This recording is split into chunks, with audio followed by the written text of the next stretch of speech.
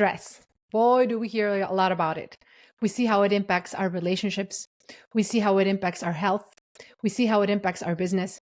But what is not often spoken enough or discussed enough is how do you learn to manage stress? What are the best ways that you could develop the internal coping mechanisms to be able to handle stress and to know how to be that anchor, that center of gravity that can be able to weather the storm when stress comes towards you. In today's episode, I'm going to share the strategies that I've used and that I use with clients to help them manage their stress and be able to ultimately keep a sense of control, regulation, to be able to confront what is inevitable. Life has stress. There's no way we can avoid it. All we can do is learn to manage it and learn to become that anchor. So let's dive in.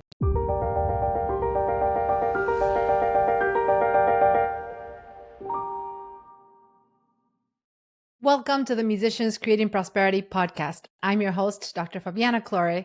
And in today's episode, I'm going to talk about stress, how to manage it, how to learn to overcome it, how to learn to live with it and not resist it, but instead learn to develop the internal coping mechanisms that will hopefully give you some strategies to better cope with stress and not fear or feel that it is creating something that will not allow you to live the life that you're meant to live. So I love thinking about stress as something that is part of life, right?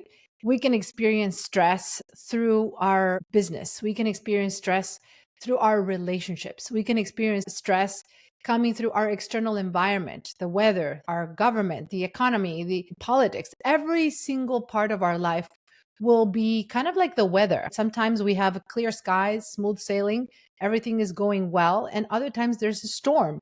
There's hail and there's side effects from the storm. And so what I like to see as an initial simple concept when it comes to looking at your life and thinking of how you are going to develop those coping mechanisms to stress is seeing yourself as either the thermometer or the thermostat.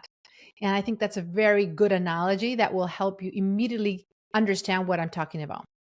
When you decide that you want to develop the internal anchor mechanisms to be able to manage stress and to be that center of gravity, to be that anchor that will allow yourself to weather the stress that is coming at you and to be able to mitigate your own internal response to stress and to feel empowered and in control of how you respond versus what's happening outside, you become, as I like to say, now the thermostat. Why? Because you're able to say, okay, things are coming at me, but I am going to choose what thermostat temperature I'm going to respond to the things, right? And when it comes to developing those internal mechanisms, you can have either a position of owning your reality, owning your control, owning your perception of that reality and the way you behave and react based on that perception, or feeling that it is out of your control, that is not something you can own,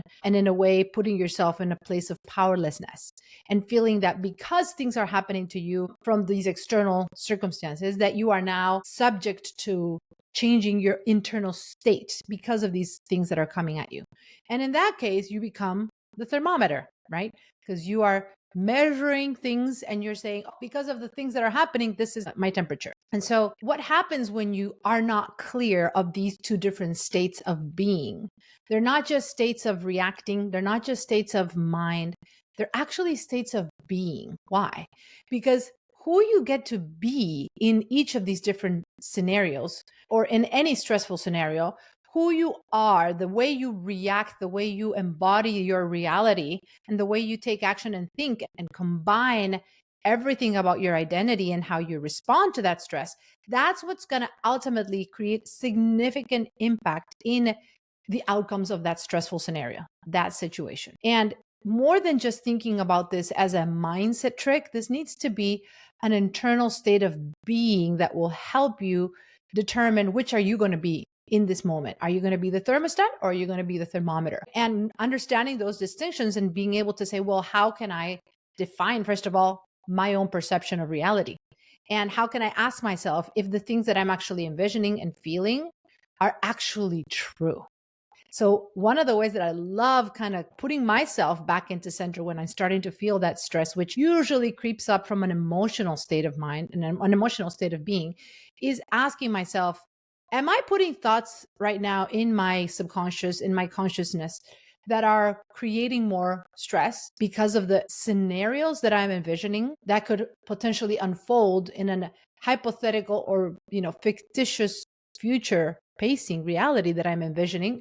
And is that potential threat or fear or picture that I'm putting in my head actually causing me to feel this way? And therefore, because I'm putting that picture in my head, am I actually connecting with a reality that I do not want to see happen? And therefore, putting myself in a vibrational frequency that is creating fear and emotional dysregulation. And so, when you're able to step out of the emotion that you're feeling and start analyzing where is that emotion coming from, could it be related to the thoughts that I just created in my head or that I just put in my subconscious, unconsciously perhaps? Could it be through an external impulse, an external stimulus that gave me that thought, that suggested that thought? Where is this emotion coming from? And being able to ask yourself that, and then being able to, once you have that information, ask yourself, is this even true? Is this thing I'm fearing actually real? You will see, and you will be surprised to see.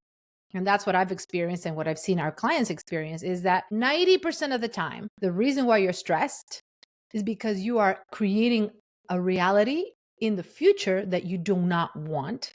And you are anticipating negative events, circumstances, things that can happen that are what you are afraid of. And that perceived future scenario is what's actually creating the stress and the emotions of fear and everything else you may be feeling in the present reality, in the present moment. And so, one of the best ways that I found to kind of get myself out of that emotional state, because it usually starts through just an emotion, right? That's the first thing we start feeling, is that emotional state, that sense of uneasiness, that energetic tension that we start feeling in our bodies, which can later become much more severe and serious and can turn into illnesses and all the other things that can have a compounding effect on chronic stress, which we'll talk about in a minute. But coming back to the hacks, right? The hacks. How do you get out of that state when you feel that? What I have found to really help is shifting from a place of fear to a place of faith, and being able to say, what if instead of envisioning that things will not work out and that I'm going to be in this scenario again, whether it's in your health, in your business, in your relationships, whatever you're envisioning, what if I could actually picture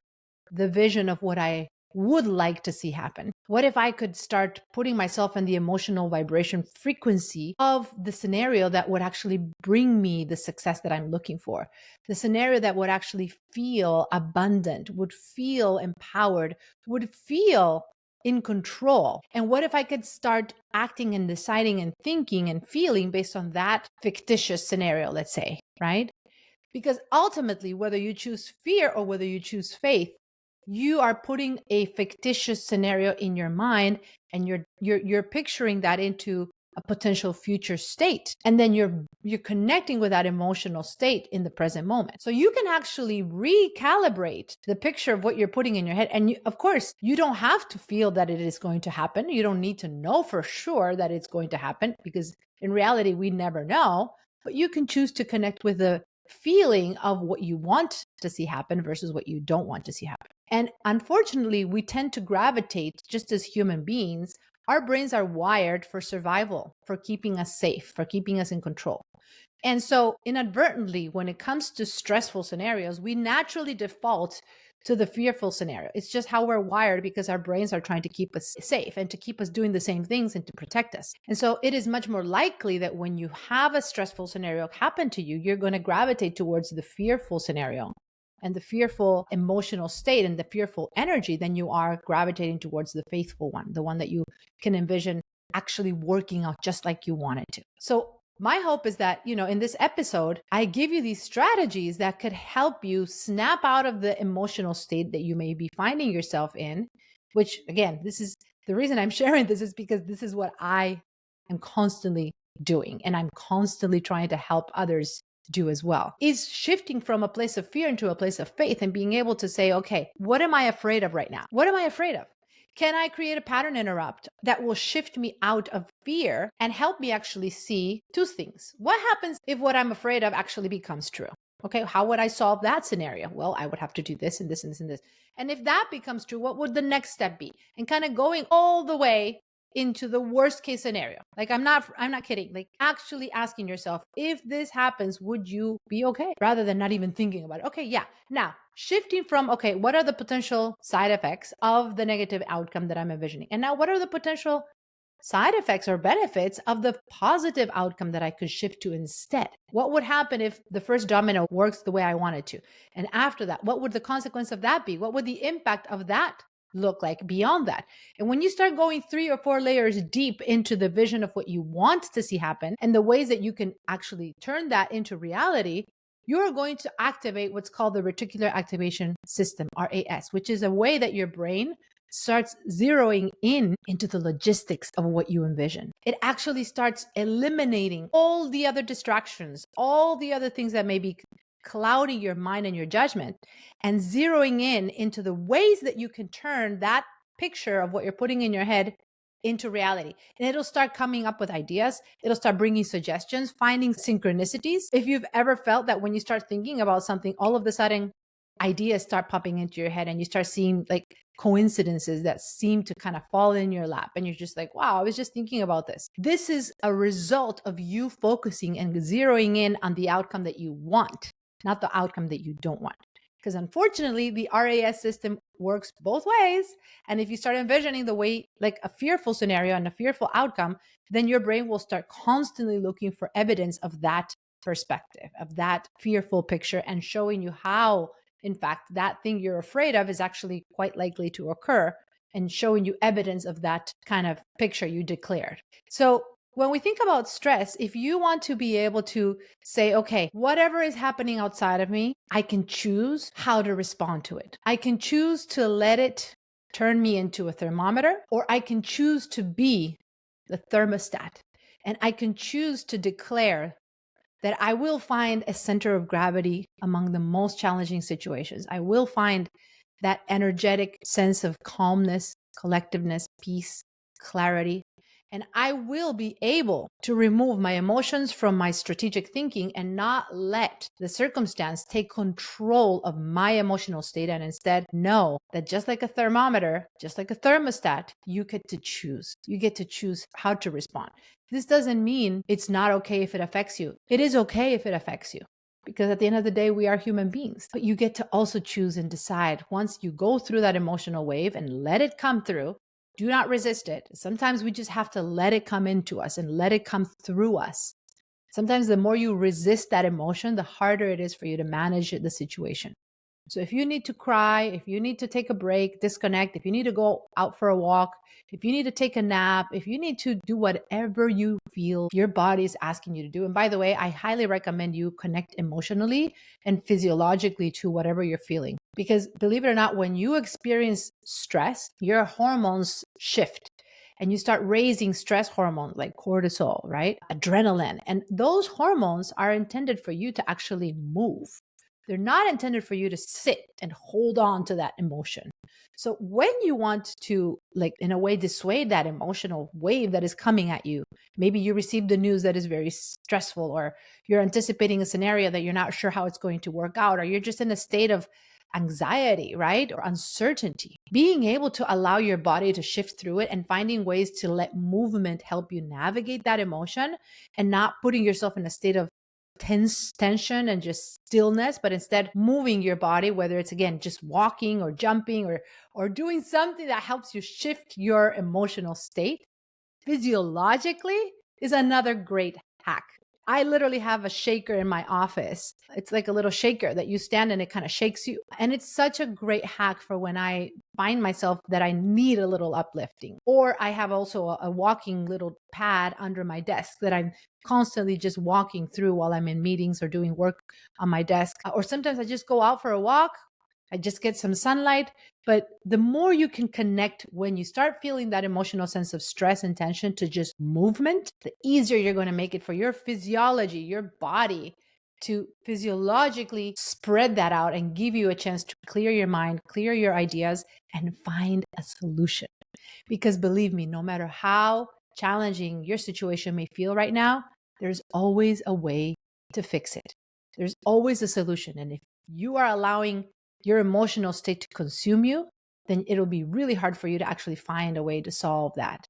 So try to disconnect the emotion from the strategic thinking. Try to let the emotion go through you, move through it, and ask yourself, what am I afraid of?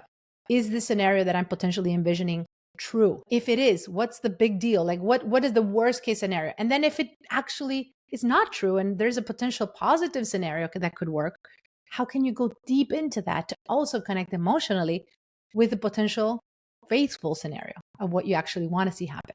In this podcast, my goal is to help you understand how intricately connected your internal state of being is to everything else you're doing in your business.